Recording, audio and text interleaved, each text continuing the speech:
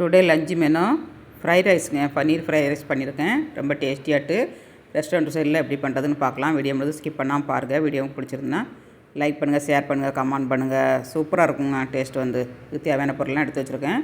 2 tumbler அரிசி எடுத்துருக்கேன். இதை நல்லா கழுவி ஒரு 1/2 அன் ஹவர் ஊற வச்சுக்கோங்க. இது நல்லா 1/2 அன் ஹவர் ஆயிடுச்சு. வெந்நி நல்லா சூடாக விட்டு அரிசி ஆட் பண்ணிவிட்டு 1 ஸ்பூன் எண்ணெய், உப்பு அரிசிக்கு தகுந்தபடி போட்டுக்கோங்க. கொஞ்சம் லெமன் சாறு ஆட் பண்ணிக்கோங்க. ஆட் பண்ணிங்கன்னா சோறு வந்து உடையாமல் உதிரி உதிரியாக கிடைக்குங்க. பன்னீரில் வந்து மசாலா தடவி வச்சுருக்கேன்.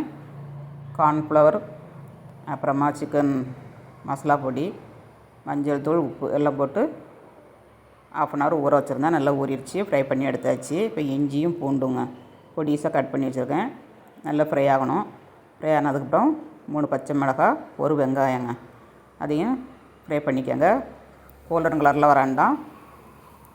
அப்புறமா நம்ம முட்டைக்கோசு, கேரட்டு, ஸ்வீட் கார்ன் எல்லாத்தையும் ஆட் பண்ணிடலாம். கேப்சிகம், முட்டைக்கோஸ், ஸ்ப்ரிங் ஆனியன், வெஜிடபிள் எல்லாத்தையும் போட்டு நல்லா ஃப்ரை பண்ணிவிட்டு ஸ்ப்ரிங் ஆனியன் போட்டுக்கோங்க.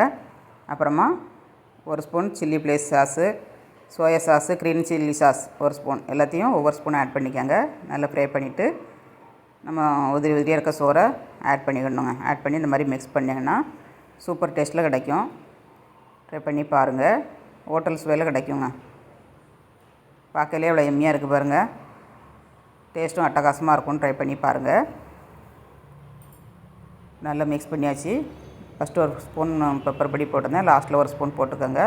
போட்டு ஸ்ப்ரிங் ஆனியன், மல்லித்தழை, பன்னீருங்க எல்லாத்தையும் போட்டு நல்லா மிக்ஸ் பண்ணி பிளேட்டில் சேவ் பண்ணி சாப்பிட்டோம்னா அவ்வளோ ஒரு டேஸ்ட்டாக இருக்கும். ட்ரை பண்ணி பாருங்கள். ஸ்டவ்வோடு சமைக்கும்போது அன்போடு சமைக்கணுங்க. அன்போடு சமைச்சிங்கன்னா சுமாராக இருக்க ஃப்ரைட் ரைஸ் கூட சூப்பராக இருக்குங்க.